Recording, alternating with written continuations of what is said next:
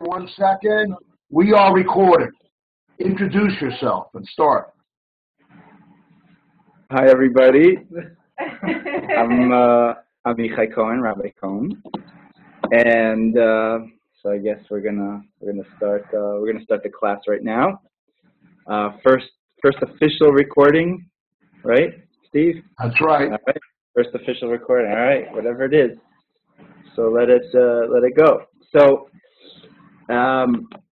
right now we're in the period of time of the year called the Sfirat Omer, the counting of the Omer, where we count 49 days from right after Passover until Shavuot, and there's a lot of conflicting opinions about what these days are about.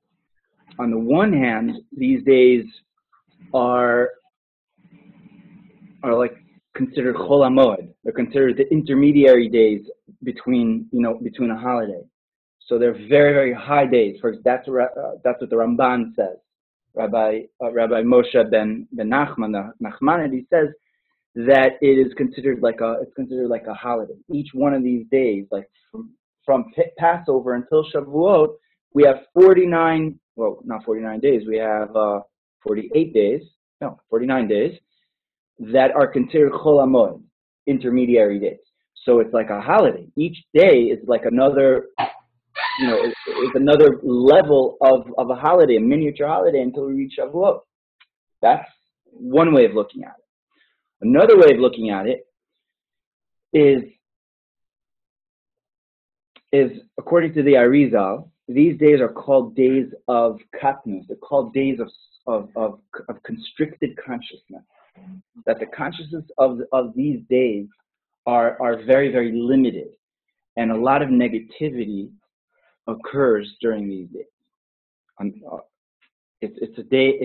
It's a time that unfortunately is not a simple time, and that's why we have to guard ourselves, especially more than usual. You should never rely on a miracle, but during this time, we should know that it's a time of almost like danger, according to the writings of the Arizal. So where does the Arizal get this from? He gets this from the story in the Talmud. The story in the Talmud says that Rabbi Akiva had 24,000 students.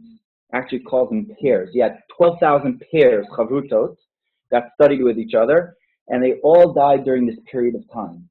24,000 students. So it's a time of mourning.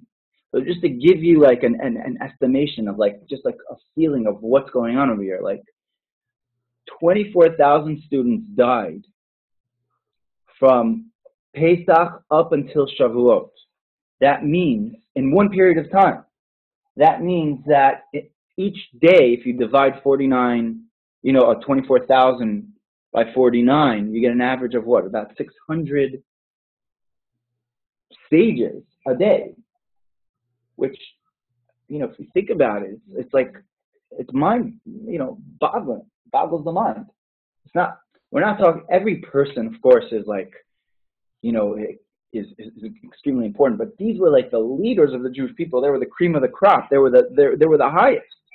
And we're talking about them passing away during this time is especially, depressing and horrible. So 24,000 students dying during this time. The question is, why did they die during this time, right? So the Talmud says that they died during this time because they did not respect each other properly. Shalonagu kavod zeh b'zeh. That they didn't show enough respect to their fellow friends. So because of that, there was they were punished. So let's first take it on the literal, on the superficial level, and then we'll hopefully understand it deeper. So because they didn't respect each other, they died. So we need to understand that. Like, what does that mean? Because they didn't respect each other, they died. Like that's pretty bad. That's pretty intense. What is that? So the thing is that they didn't respect each other means that they weren't they weren't interlocking their midot, right? What does that mean, midot? Okay, midot means that characteristic traits. So we all have characteristic traits that some people are benevolent and some people are more strict and other people are more that level of harmony, etc., etc. So everybody's good at what they're good at. Their characteristic traits were faulty. So let me explain what that means. We know in Kabbalistic thought, in Hasidus, we know that characteristic traits are not just one characteristic trait. A person is composed of many aspects. So he's composed of at least 7 sefirot, seven emotional levels, right? And they are the 7 Kabbalistic sefirot, starting all the way from chesed, which is kindness, and it goes to gevura, which is strictness, and tiferet, which is harmony, netzach,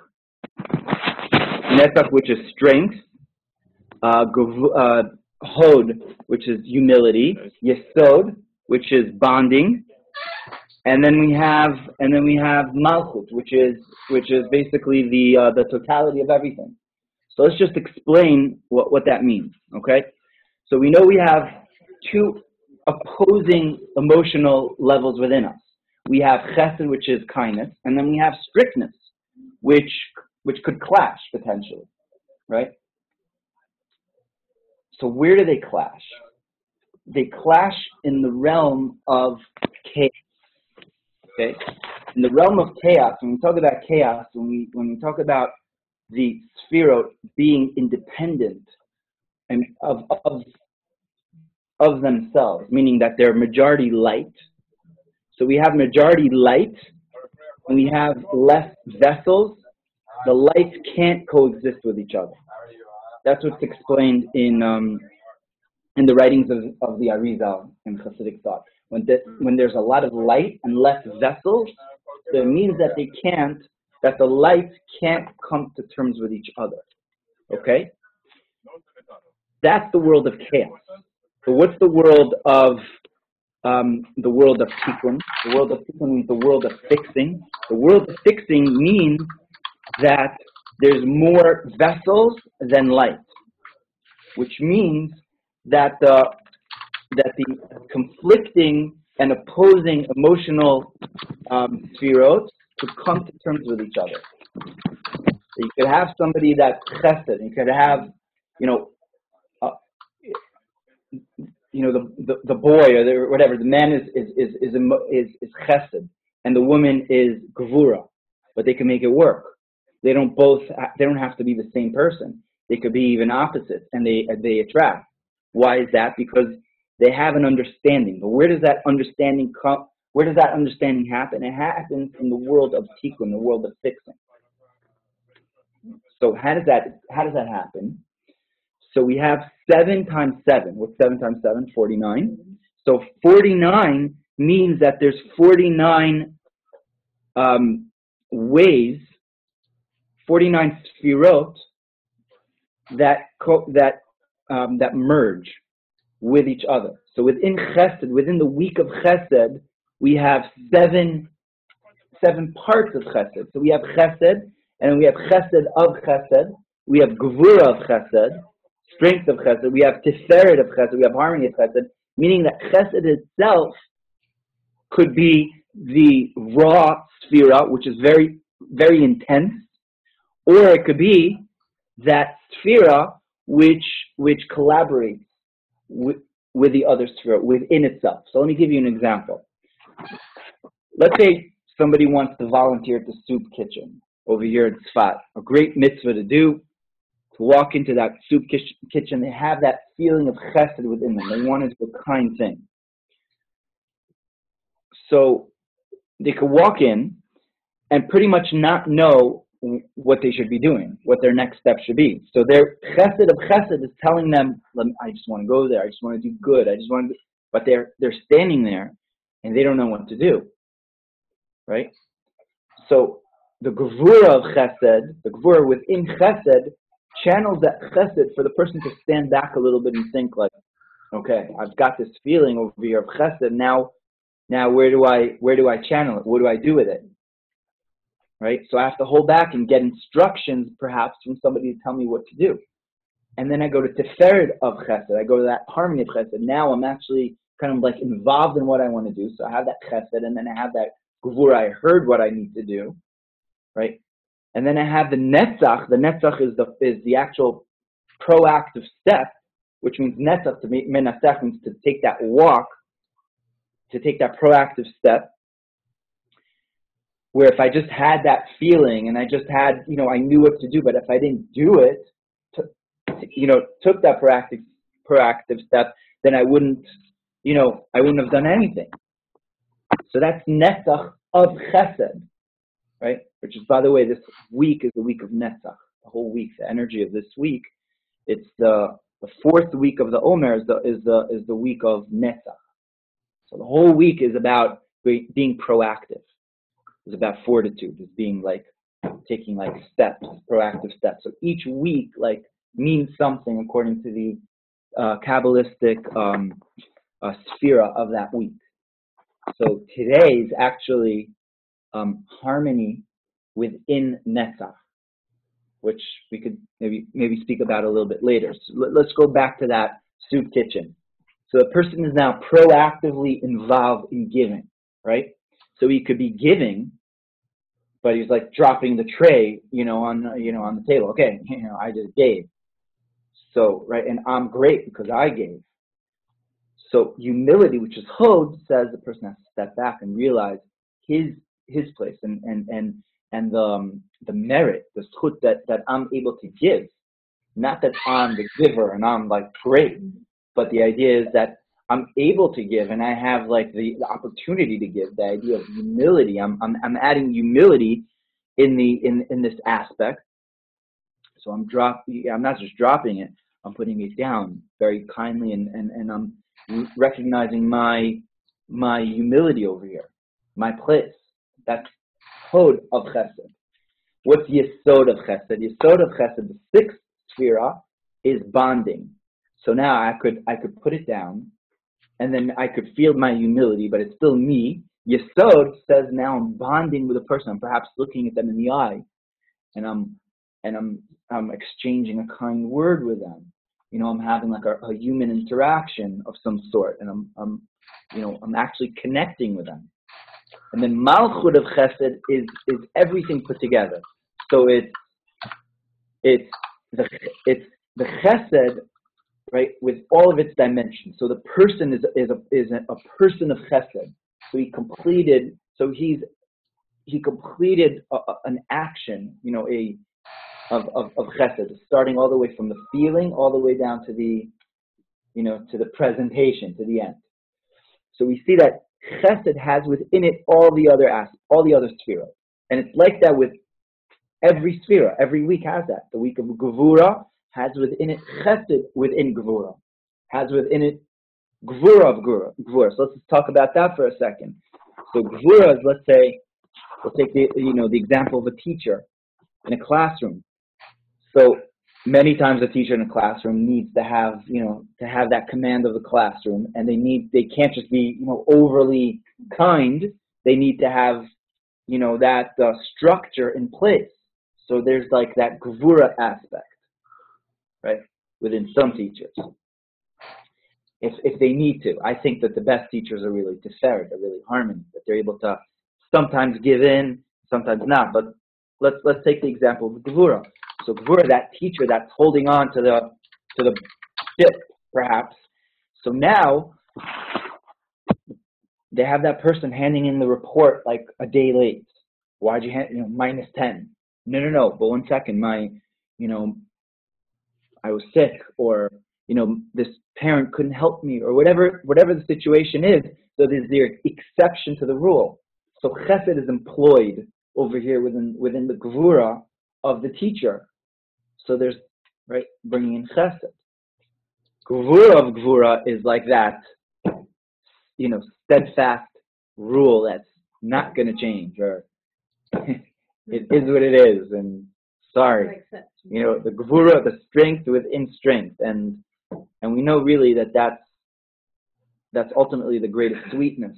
But that's a whole other discussion, because when you reach, it's actually like that with electricity. When you reach the positive, the negative within negative, they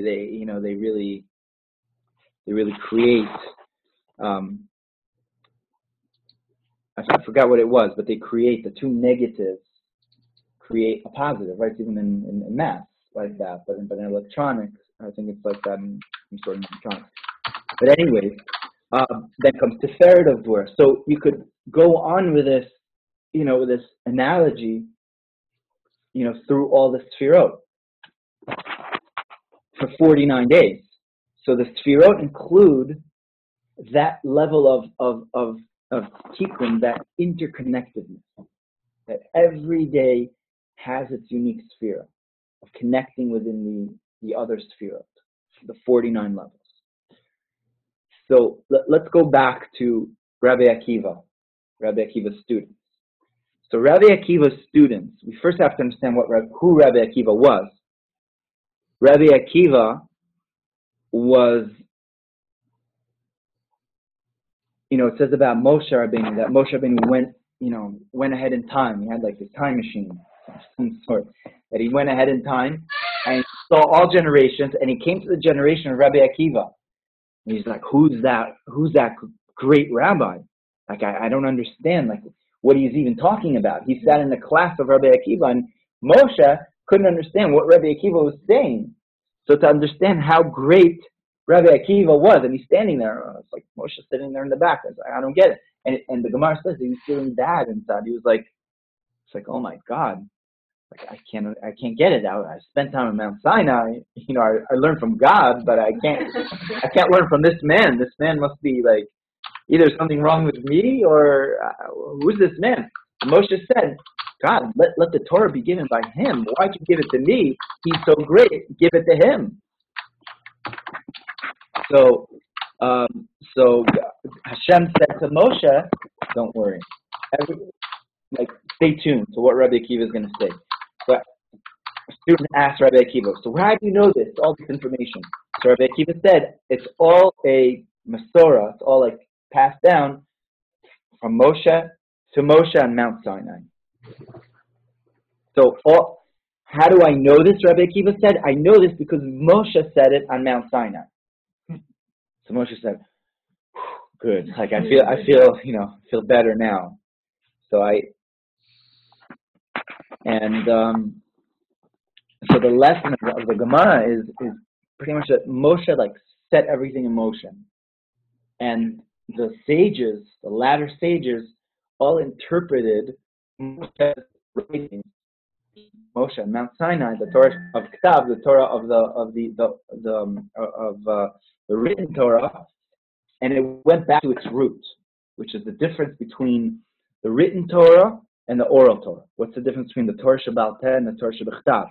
The difference is that one is called, King Solomon writes, he writes, Shema b'ni musar avicha v'al titosh Torah imecha. Listen to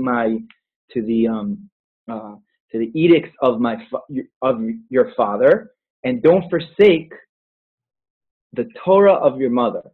That's what King Solomon writes, right? That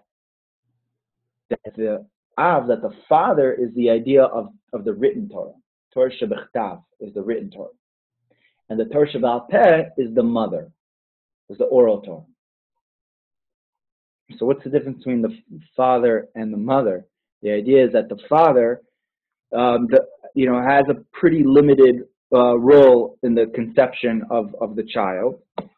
And afterwards, it's 9 months that pretty much the child grows within the mother, and it is what it is because it's within the mother's belly. And even afterwards, after it comes out to this world, it's still nourished from the mother. So pretty much whatever the son is, it comes from the father, but yet its real growth is from the mother, which is the idea of Torah Shebaal Peh, the oral Torah. The oral Torah, unlike the written Torah, the written Torah is like limited with how many letters it has. But the oral Torah, the Torah Shebaal Peh, is limitless. So it goes back to the root, which is the idea, also the difference between masculine and feminine, right? That the idea that the masculine is a revelation from above to below, and the feminine is the revelation from below to above. So that's the difference also between men and women. That men pretty much cerebral. They could focus on one thing at a time. They could say, I could only do this at this time, and I could only focus over here on what the task at hand. A woman could focus on 20 things at one time, and cooking and on the phone and the kids and all this is happening all together. This is one of the reasons why women are not obligated in mitzvot, in certain mitzvot, because they're so such a high source. The source of women really comes from a very high place, which is the idea. That's the parable. That's the analogy of the written Torah and the oral Torah. Okay, so that's what was going on with Moshe and Rabbi Akiva. Moshe was the written Torah. Rabbi Akiva was the oral Torah, which is why the Gemara says that almost every halacha that we have comes from Rabbi Akiva. So the entire oral Torah pretty much comes from Rabbi Akiva. So, that now that we understand this a bit, so the students of Rabbi Akiva were pretty, heavy hitters, right? They were high rollers. They were not simple students over here. They understood what Rabbi Akiva was saying, and they were, they jived with Rabbi Akiva. So that means they were great. But the thing about them was that they were like chesed. They were like kindness, but kindness just, netto, like 100% kindness. The other student was strictness, and that's what he was, because he was so intense. It was like the light of chaos. It was like intense light. Like the kalim weren't there. The vessels weren't there. The world of tikkun, the interconnectiveness wasn't there. They were the light in its source, the intensity of the light. So when it came to understanding something in Torah, so one of them understood it on the level of chesed, and the other one understood on the level of gevura. So now have them talk to each other. So the guy who's chesed is just all kindness, all goodness. Oh, it's great. Unbelievable. The guy that's gevura is going to hit him over the head, right? And that's how things happen. They were just the ultimate of that midah. So they couldn't jive.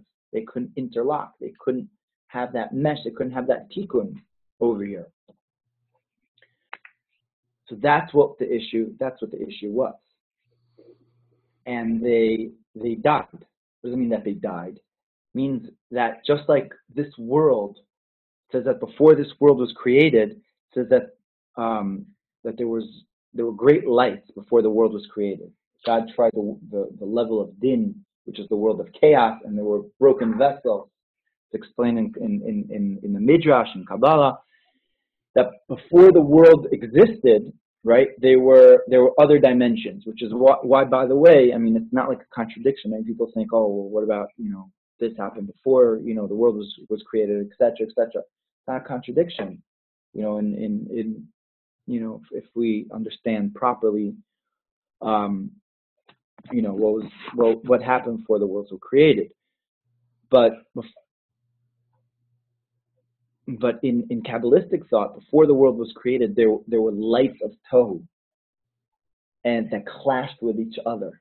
So they were great lights, but they couldn't exist. They were clashing, and there was breaking of the vessels, it's explained. So all that descended down to our dimension, which is the world of Tikkun, which is really the difference between the two brothers that we know were in the belly of Rivka. right? Yaakov and Esav. So when we learn Yaakov and Esav, we think of them as two characters. That's one level of seeing them. But a deeper way of seeing them, understanding them, is that Yaakov represents the world of tikkun. Esav represents the world of like chaos. That's what he was. He was a chaotic man. And it's explained that Esav had 7 kings that reigned, that were his descendants, that they were the primordial kings before there were Jewish kings. 7 primordial kings that there were kings of chaos that clashed with each other. So our dimension is the dimension of tikkun, fixing, which is why we came down to the world. We came down to the world to fix. So that's exactly what the issue was with Rabbi Akiva's students. Rabbi Akiva's students couldn't exist in the state that they were in. It was impossible for them to fix on that very high level, on the level of clashing. So it just couldn't happen. So they died, right? Meaning that there was a expiration of the soul, which relates a little bit to what we learn in the parsha about Nadav and Avihu, the 2 sons of Aaron, that they were also such souls, that they were souls of very high caliber, but they couldn't contain themselves in this world. So they walked into the Holy of Holies to bring the offering of the Ketoret, of the incense, and that offering of the incense was pretty much like an offering of that they just wanted to like cling on to God, which is a level of ratzo. Ratzo is just giving up your life almost, just completely, right? And we know it's interesting. We know about the 4 great sages that travel to the Pardes, right? Who are those that travel to the Pardes? We have Rabbi Akiva, we have Ben Azai, Ben Zoma, and Rabbi Elazar, who was called Acher, the other one, the one who left Judaism altogether. So there were four great rabbis who entered the orchard. What's the level of orchard over here? Level of orchard is the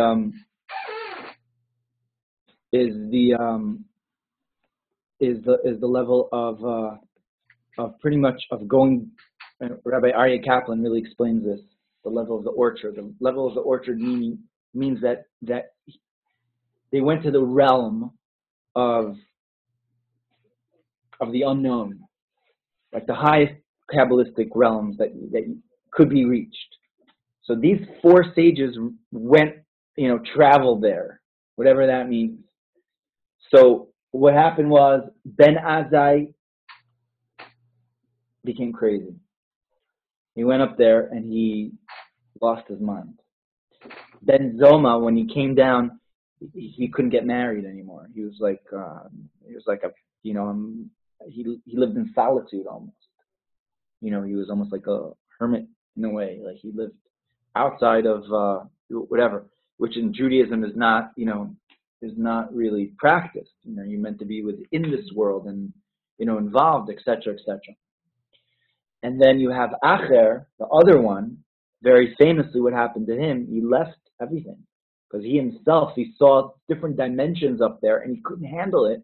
So he left Judaism. He left Torah, and he was.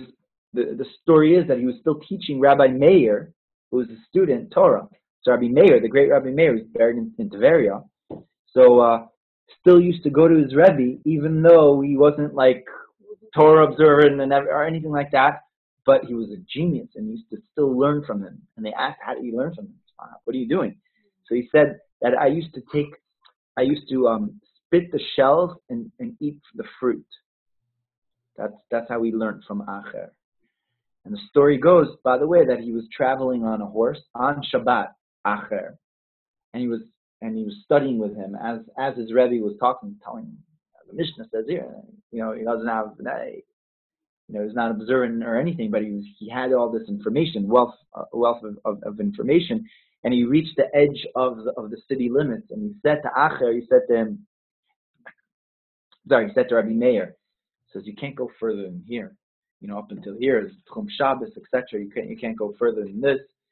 And Rabbi Meir stayed back, and Acher went on, and so that's Acher. Acher also lost it. And the only one, what? No, he left the Tchum Shabbos. He wasn't like observed. He didn't keep any Torah. He left everything. But he knew all the halachas. So there's a whole story of what happened to him when he died.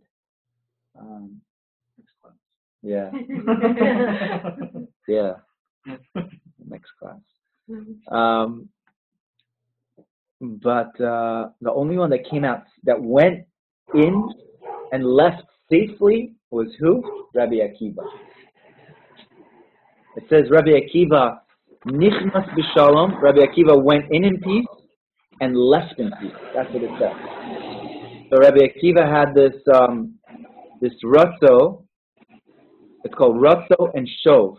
He had this level of going and coming back, a balance of going beyond yourself and coming back to yourself, which is really the balance of life. And it says about the angels, that exact expression says that the angels go forward and they come back. Ratzo v'shov. They reach a level of expiration of the soul almost, and then they come back. So the other three stages reached a very high level of ratzo, that they let themselves go, and they couldn't come back. They didn't have the vessel to come back. So they had this they didn't know what was going on. It was like their soul almost left their body and held on to the body by a strand. And Rabbi Akiva had this great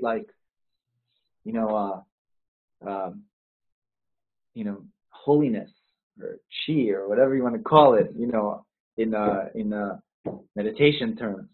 But of course, it was this great level of holiness, of kedusha, that he was able to go and reach the highest levels and still be back here in the presence of the now. Because Rabbi Akiva is the world of tikkun, it's the world of fixing. So he went to those high levels with the intention of coming back. He didn't go to those high levels with the intention of leaving, which is what many people do, is that they want to reach very high states of either meditation or drugs. Basically, nowadays, drugs or acid or things like that, or other drugs, is that people do that because they want to leave this realm, the realm of the here and now, and they want to reach a high, a very, reach something which is beyond them.